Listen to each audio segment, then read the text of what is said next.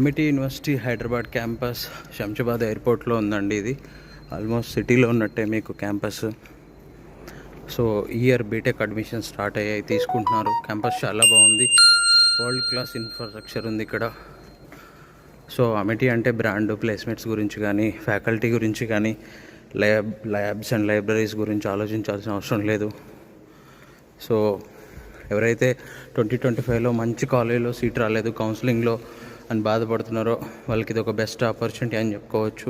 So almost Telangana, ఆంధ్రాలో first phase, second phase counselling అయిపోయింది.